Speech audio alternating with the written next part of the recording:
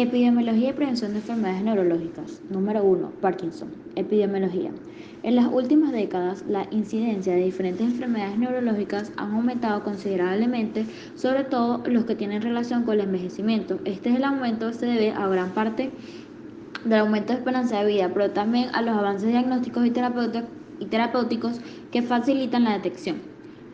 La enfermedad de Parkinson supone un problema de salud pública, por esto es importante estudiar su incidencia en la sociedad y diferencias existentes entre cada contexto.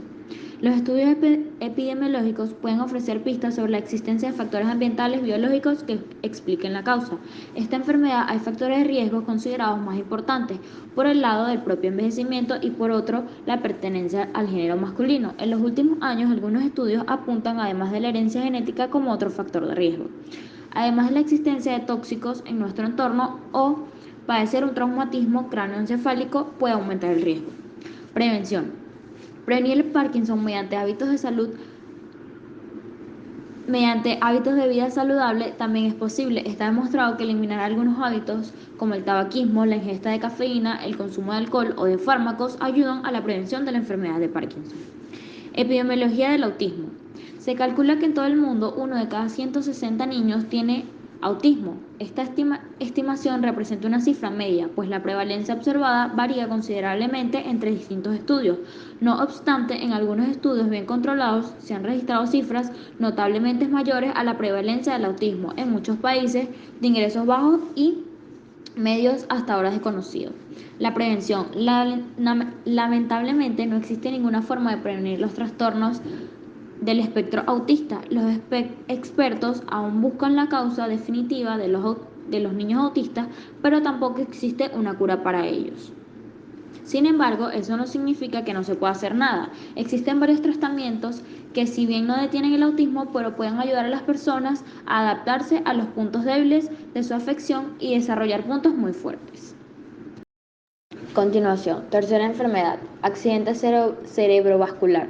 El accidente cerebrovascular representa el 10 a 12% de la mortalidad en países industrializados, siendo la tercera causa de muerte y la primera causa de invalidez.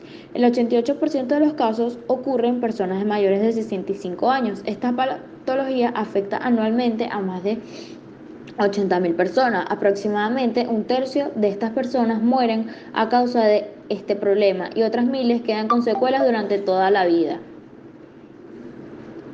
Según el estudio de carga de enfermedad realizado por el Ministerio de Salud, la enfermedad cerebrovascular representó la segunda causa de años de vida perdidos por muerte prematura, 4.8 del total de hombres y el 6% de mujeres, siendo además la segunda causa de pérdida de años de vida ajustados a discapacidad en hombres y mujeres, no solamente detrás de la enfermedad coronaria. Según la tercera encuesta nacional a factores de riesgo en el 2013, la prevalencia del ACV fue de 1.9% en Argentina y 1.1% Entre Ríos, evidenciándose valores similares entre varones y mujeres. Prevención, control del factor de riesgo, paciente informado en reconocimiento de síntomas y rehabilitación con un equipo interdisciplinario. Cuarta y última patología, aneurisma cerebral. Epidemiología. Se ha estimado que el 1% al 5% de la población mundial puede tener un aneurisma y 1 de cada 10.000 sufre HSA por ruptura de aneurisma. Los aneurismas cerebrales son la principal causa de hemorragia subacnoidea no traumática en los Estados Unidos. Producen la muerte o invalidez alrededor de 18.000 a 20.000 personas por año. La prevalencia de aneurismas intracraneales es mayor que la incidencia del HCA. La incidencia anual de ruptura de aneurisma en pacientes con aneurisma conocidos varía entre 1.4 y 2.3% y el riesgo de la ruptura está relacionado con el tamaño y la presencia del aneurisma múltiples. La incidencia de aneurismas no rotos en la población general es muy baja, es de 1% o menos, o en las grandes series de autopsias, en el pico de su incidencia estaría en la década de los 70. Prevención. Controlar presión arterial y las causas que provocan la hipertensión, comer muy poca sal, alimentarse con una dieta rica en verduras, frutas, proteínas y colesterol, bueno y grasas polisaturadas. Mantener un índice de masa corporal normal por debajo del sobrepeso, combatir el sedentarismo e incrementar las actividades físicas constantes y poner en extremo cuidado la diabetes. Patologías neurológicas. Esclerosis múltiple. Sus signos y síntomas son alteraciones motoras y de sensibilidad, parestesias o disestesias en una o más extremidades, trastornos de coordinación y lenguaje o torpeza en movimientos de las manos. El rol del fisioterapeuta en este tratamiento será frenar el curso de la enfermedad y aliviar los síntomas y sus complicaciones. Accidente cerebrovascular o ictus. Signos y síntomas. Su sintomatología va a depender de la localización del infarto cerebral. Puede afectar la movilidad de extremidades, sensibilidad de dichas extremidades, trastornos en la marcha, trastornos visuales y del habla. El rol del fisioterapeuta en este tratamiento será restablecer el flujo vascular y limitar el daño cerebral. Parkinson, signos y síntomas. Dolor de cuello, espalda o extremidades, temblor en manos, cabeza o extremidades inferiores, rigidez muscular, bradicinesia, inestabilidad y pérdida de reflejos, demencia y hasta depresión. Vértigo, signos y síntomas. En la mayoría de las veces los síntomas más comunes son vegetativos, como náuseas, vómitos, taquicardia e hipertensión arterial. Otros síntomas serían sensación de movimientos rotatorios en los ojos y pérdida del equilibrio. Alzheimer, signos y síntomas. Alteración de la marcha, pérdida gradual del equilibrio, dificultad de coordinación, aumento de sedentarismo, inmovilidad y mayor dependencia en actividades físicas. El rol del fisioterapeuta en el tratamiento es mejorar la calidad de vida del paciente con una serie de actividades físicas y cognitivas según las necesidades detectadas. Epilepsia, signos y síntomas.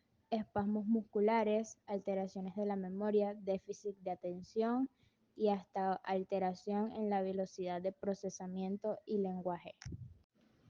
Autismo, signos y síntomas. Menor contacto visual, falta de respuesta a los llamados, dificultad de aprendizaje, así como otros aprenden mucho más rápido. Problemas para comunicarse, falta de contacto visual, desarrollo tardío del habla, movimientos repetitivos como balancearse o girar, problemas de coordinación y estas personas suelen ser más sensibles a lo habitual, a la luz, sonido o algún contacto físico. El rol del fisioterapeuta en este caso será actuar por medio de terapias lúdicas, involucrando la actividad física y sensorial que permite ser un gran complemento para facilitar la mejoría e independencia del paciente. Síndrome de Guillain-Barré. Signos y síntomas. Sensación de hormigueo de los dedos de las manos o pies, debilidad en piernas que se irradia hacia miembro superior, marcha inestable, dificultad de movimientos faciales, visión doble, dificultad para controlar la vejiga, dificultad para respirar y presión arterial alta o baja. El rol del fisioterapeuta en este caso es conservar o mejorar la capacidad respiratoria, reducir el dolor, evitar la atrofia muscular, mejorar la marcha y reeducar las funciones normales. Aneurisma cerebral, signos y síntomas, dolor de cabeza repentino y muy intenso, náuseas y vómito, rigidez en el cuello, visión borrosa, sensibilidad a la luz, convulsiones, caída del párpado y pérdida del conocimiento. Dislexia, signos y síntomas, leer muy lento, problemas para encontrar las palabras, problemas para pronunciarlas, dificultad para adaptarse y dificultad para asociar el sonido con la letra o palabra correspondiente. Rehabilitación pulmonar o rehabilitación respiratoria. Los avances producidos en el campo de la rehabilitación respiratoria en los últimos años han propiciado la modificación de su definición. La Sociedad Americana de Torácico, ATS, y la Sociedad Europea de Respiración ERS han definido la rehabilitación respiratoria como una intervención integral basada en una minuciosa evaluación del paciente seguida de terapias diseñadas a medida que incluyen, pero no se limitan, al entrenamiento muscular, la educación y los cambios en los hábitos de vida, con el fin de mejorar la condición física y psicológica de las personas con enfermedad respiratoria crónica y promover la adherencia a conductas para mejorar la salud a largo plazo. La rehabilitación pulmonar o respiratoria se administra mejor como parte de un programa integrado de entrenamiento de ejercicio, educación e intervención psicosocial y conductuales. La rehabilitación pulmonar es administrada por un grupo de médicos, enfermeros, fisioterapeutas respiratorios, terapeutas físicos y ocupacionales y psicológicos o trabajadores sociales. La intervención debe ser individualizada y dirigida a las necesidades del paciente. La rehabilitación pulmonar se debe iniciar en cualquier etapa de la enfermedad con el objetivo de minimizar la carga y los síntomas de la enfermedad. El entrenamiento físico implica la realización de ejercicios aeróbicos y el entrenamiento de fuerza de los músculos respiratorios de los miembros. Cada vez hay más evidencia que respalda el entrenamiento de fuerza y entrenamiento de los miembros en el intervalo. El entrenamiento muscular inspiratorio, EMI, es un componente importante de la rehabilitación pulmonar. El EMI fortalece los músculos respiratorios utilizando dispositivos que imponen una carga resistiva que se establece en la fracción de la presión inspiratoria máxima de un individuo. Cuando se usa solo el EMI puede disminuir la disnea, pero no está claro si puede mejorar la tolerancia al ejercicio y el rendimiento de las actividades de la vida diaria.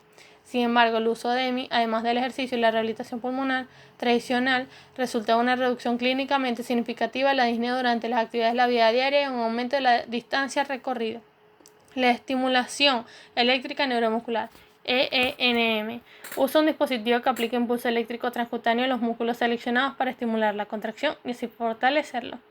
La educación tiene muchos componentes. Es importante el asesoramiento psicológico sobre la necesidad de dejar de fumar, la enseñanza de estrategias para la respiración como la respiración con los labios fruncidos, en la que las expiraciones se comienzan con los labios cerrados para disminuir la frecuencia respiratoria, por lo que se disminuye el atrapamiento de gas, y los principios de conservación de la energía física son útiles. Las intervenciones psicosociales incluyen el asesoramiento y la retroalimentación para la depresión, la ansiedad y el temor que dificultan la participación plena de los pacientes en las actividades. Las estrategias de modificación del comportamiento y un énfasis en el autocontrol son componentes críticos de la rehabilitación pulmonar. Las estrategias incluyen técnicas para la fijación de objetivos y la resolución de problemas, la toma de decisiones, el cumplimiento de la medicación y el mantenimiento del ejercicio de la rutina y la actividad física. Rehabilitación cardíaca y respiratoria. Cardíaca. La rehabilitación cardíaca es un programa personalizado para pacientes, ambulatorio, ejercicio y educación. El programa está diseñado para ayudarte a mejorar tu salud y recuperarte de un ataque cardíaco. Otra forma de enfermedad cardíaca o cirugía realizada para tratar una enfermedad cardíaca. Los programas de rehabilitación cardíaca son: A. En régimen ambulatorio. En nuestro hospital, la fase de aprendizaje en paciente tras infarto de miocardio tiene una duración aproximada de 2 a 3 meses y comienza en la segunda o tercera semana del episodio agudo. El paciente acude de forma ambulatoria y realiza entrenamiento físico, sesiones de carácter psicosocial y pautas para el control de factores de riesgo. El entrenamiento físico es una parte fundamental, aunque no exclusiva, de los PRC.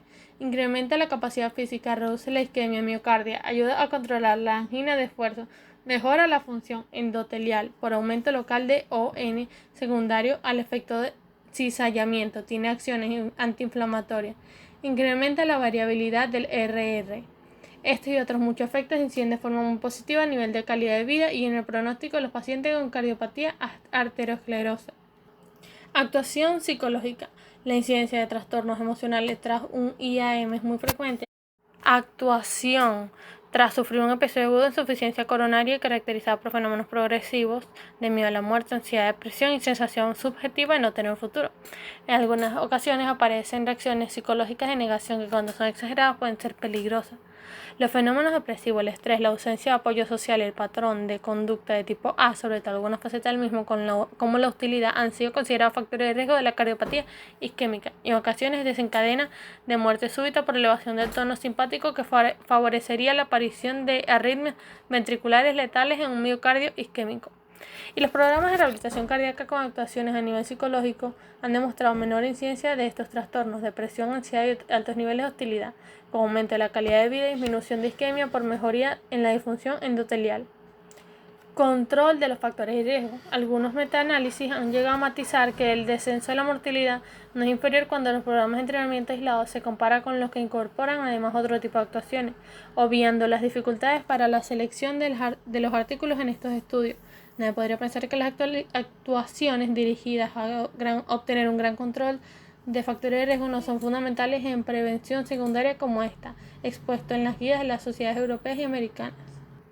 B. Intensivo. Persiguen lograr la reincorporación rápida de los pacientes a sus actividades sociolaborales habituales y son una opción para los que viven en zonas alejadas de las unidades de rehabilitación cardíaca. El enfermo permanece ingresado durante 3 semanas en un centro sanitario que cuenta con profesionales de presencia física. El programa de tratamiento multidisciplinar se imparte en sesiones de mañana y tarde de lunes a viernes. Puede salir del centro los fines de semana y a diario tras las sesiones de tratamiento. Ok, el asma es una afección de las vías respiratorias en la cual estas se estrechan y se inflaman, lo que esto puede producir una mayor mucosidad y puede dificultar la respiración y provocar tos y un silbido al exhalar y falta de aire. Entre los síntomas más comunes puede ser falta de aire, dolor en el pecho, sibilancias al exhalar, tos o sibilancia al respirar que puede empeorar como un virus respiratorio, tanto como una gripe o un resfriado. Normalmente los tratamientos o el rol fisioterapéutico en el asma pueden ser entrenamientos de patrones de respiración, técnicas de respiración de buteico, entrenamiento físico, eliminación de la secreción mucosa, estimulación de la tos, drenajes posturales, gimnasia posturales, percusiones y vibraciones para incentivar la expulsión del moco. El síndrome post-COVID, numerosos pacientes con COVID-19, después acabada la enfermedad o esta patología, este virus, presentan gran variedad de síntomas crónicos meses después de la infección. Estos síntomas pueden ser como dolor torácico, presión, palpitaciones, tos, disnea. Y tratamiento o el rol fisioterapéutico en el síndrome post-COVID podría basarse en el aumento de la capacidad pulmonar, aumento de la fuerza muscular respiratoria, elevación de la masa muscular y atención en déficits cognitivos asociados. También podría hablarse sobre el tratamiento a la fibrosis pulmonar en caso de que haya. Sinusitis, podríamos hablar que es una inflamación mucosa en los senos paranasales que es causada por un hongo. Esto lo que provoca es alergia, mucosidad.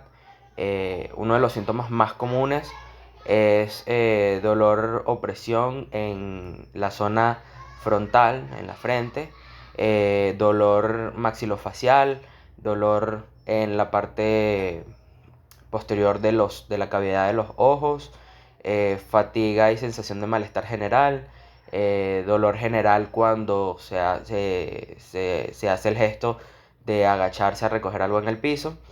Y los tratamientos de la sinusitis podríamos resumirlos en drenajes rinofangíreos retrógrados, que serían para limpiar la zona retronasal, técnicas de aumento del flujo respiratorio y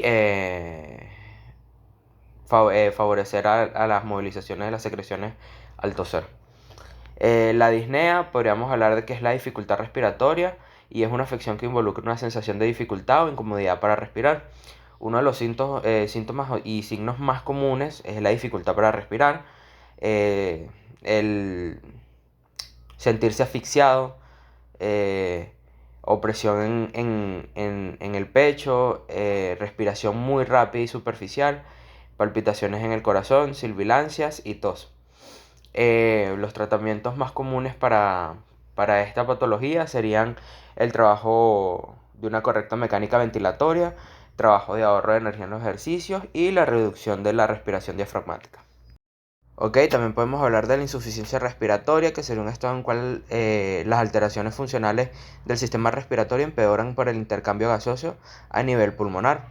Tenemos la hiposecmia, que sería la disminución de la presión parcial del oxígeno en la sangre, hipercapnia, que sería el aumento de la presión parcial del dióxido de carbono. Esto condiciona al paciente a estar en reposo, respirando aire ambiental y estar a nivel del mar. Se distingue insuficiencia respiratoria o hipoxemia, también denominada parcial o tipo 1, sin hipercapnia, y la hipoxémico-hipercápnica, que sería global o tipo 2. Entre las características, los síntomas y los signos de la insuficiencia respiratoria tenemos dificultad en la respiración, bloqueo en el pecho, mucosidades, entre otras cosas. Y el rol del fisioterapeuta en esta patología sería cuidar un correcto posicionamiento del paciente en su lugar habitual dentro del centro hospitalario o en su hogar, facilitar una pauta de actividades de intensidad suave sin rebasar nunca el número 3 en la escala de Borg, evitar largos periodos de inactividad recorriendo a ejercicios para fortalecer la musculatura periférica y la educación para conseguir un trabajo autónomo del paciente. Tenemos también la asbestosis, que es una enfermedad en los pulmones causada por la inhalación de partículas de amianto, asbesto, un grupo de minerales que forman fibras diminutas. Entre los síntomas puede incluir la tos, problemas respiratorios, dolores de pecho y daño permanente en el tejido del pulmón. Otros de los signos también podría ser falta de aire, tos seca y persistente, pérdida del apetito, con pérdida de peso, dolor u opresión del pecho. El fisioterapeuta en estos casos podría dar ejercicios de respiración con ayudas respiratorias mediante inhaladores de oxígenos, que son de las pocas terapias que se pueden aplicar a pacientes con asbestosis, por la poca información que aún se tiene sobre la patología y el poco tiempo que la fisioterapia lleva respaldando a los pacientes que tienen esta patología. También tenemos la fibrosis pulmonar, que sería cuando el tejido del pulmón se cicatriza y este tejido se transforma en cicatrices de forma dura y gruesa. Al ocurrir esto, se dificulta la recepción del oxígeno en la sangre. Por lo tanto, recuperar el aliento es una tarea muy difícil. Esta enfermedad pulmonar puede convertirse en una fibrosis pulmonar idiopática, que es cuando no se encuentra el origen de la enfermedad. Normalmente el COVID-19 presenta este tipo de patología, ya está demostrado. Uno de los síntomas o signos de esta enfermedad sería la tos seca, disminución del peso sin motivo, cansancio, dificultad para respirar, dolor en los músculos y articulaciones, aumento de las extremidades de los pies, aumento del grosor de las extremidades debido a la retención de líquidos y sin embargo los síntomas de la fibrosis pueden cambiar en cualquier persona, no son casi los mismos siempre. Entonces podemos hablar de que el rol del fisioterapeuta acá sería la rehabilitación pulmonar, que sería un programa combinado en formación con ejercicios y bien supervisado por otras personas del rubro. Entonces, el equipo médico puede prescribir rehabilitación pulmonar, además de cuidados para mejorar sus síntomas y su bienestar general y mejorar la calidad de vida. Se puede trabajar entrenamiento físico con respiraciones, gestión del estrés y la ansiedad y asesoramiento de ayuda para una mejor alimentación.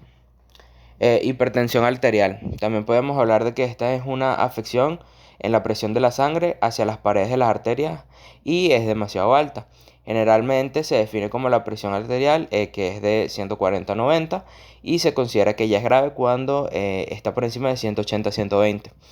Entre los síntomas, normalmente las personas que tienen hipertensión no tienen ningún tipo de signos o síntomas, incluso cuando los niveles están peligrosamente elevados, pero normalmente en su día a día presentan dolor de cabeza, dificultad de respirar, sangrado nasal, pero no lo asocian a una hipertensión arterial. El rol del fisioterapeuta puede prescribir ejercicios aeróbicos, caminatas, subir escaleras, trotes, bicicletas, para así fomentar las cargas y disminuir la hipertensión mediante la carga física. Cardiorrespiratorio sería la pérdida inesperada y repentina de la función cardíaca, la respiración y el conocimiento. Es una situación clínica que define una interrupción brusca, inesperada y potencialmente reversible de la actividad mecánica del corazón y la respiración. Em, Entre los signos y síntomas previos a un paro cardiorrespiratorio está la dificultad obviamente de la respiración. Algunas personas que sobreviven a un paro cardiorrespiratorio dicen que sienten puntaje en el pecho y entre otras cosas. El rol del fisioterapeuta en un enfermo cardíaco debe ser llevar a cabo de modo integral, actuando en lo que sería también en un grupo médico completo, eh, trabajando lo que sería también ejercicios aeróbicos, un programa eh, definido para revertir esa patología. También tenemos por último la arritmia cardíaca, que serían problemas del ritmo cardíaco, serían arritmias cardíacas, que ocurren cuando los impulsos eléctricos que coordinan los latidos del corazón no funcionan adecuadamente. Las arritmias cardíacas pueden provocar que tengas una sensación eh, de aleteo en el pecho y que sientas o un latido muy acelerado o un latido muy lento. Entre los síntomas están latidos cardíacos acelerados, que sería taquicardia, y latidos cardíacos lentos, que sería bradicardia. También puede presentar dolor de pecho, falta de aliento, ansiedad, fatiga, mareo, sudoración, desmayos. Y bueno, el rol del fisioterapeuta en esta patología sería que entrenamientos con ejercicios, educación para cambios de estilo de vida, ergonomizar su estilo de vida, hacerlo mucho más simple y ir distribuyendo las cargas en su día a día. En cuanto a la importancia de la fisioterapia referente al abordaje fisioterapéutico, debemos de diseñar un plan de tratamiento y hacerlo más óptimo posible para el paciente. ¿Okay? Esto nos quiere decir que después de nosotros realizar un diagnóstico ya tenemos una patología la cual podemos tratar. Vamos a abordar a nuestro paciente con las diferentes o en dado caso que amerite agente físico o algún tipo de rehabilitación de la mejor manera posible para nuestro paciente. Esto nos quiere decir que al momento de abordar a nuestro paciente debemos de devolver la función a lo que serían los movimientos normales del paciente y la integración a su día a día. A través de diferentes técnicas podrían ser referentes a patologías musculares o patologías articulares ligamentosas o en dado caso de que sean cognitivos o neurológicos. Importancia de la salud pública. La importancia de la salud pública radica en que en muchos países la prestación de servicios de salud se encuentra en manos del Estado. Esto permite garantizar el acceso de la población al sistema sanitario y sus principales programas, tanto preventivos como curativos, que llevan a una mejora en la calidad de vida de la población, disminuyendo su morbilidad y su mortalidad. Una importante parte de los esfuerzos del sistema sanitario son dirigidas a la promoción de la salud y la prevención de enfermedades, tanto transmisibles como no transmisibles. Algunos logros de la salud pública fueron control de brotes de enfermedades transmisibles para evitar la aparición de epidemias, erradicación de algunas enfermedades como es el caso de la viruela, por la implementación de esquemas de vacunación, disminución en la mortalidad por enfermedades como el cáncer de pulmón, a concientizar a la población sobre los riesgos del tabaco, disminución en la incidencia de enfermedades infecciosas transmitidas por vectores al adoptar medicinas de prevención como control del vector por la eliminación de sus reservorios o eliminación por acciones como la fumigación.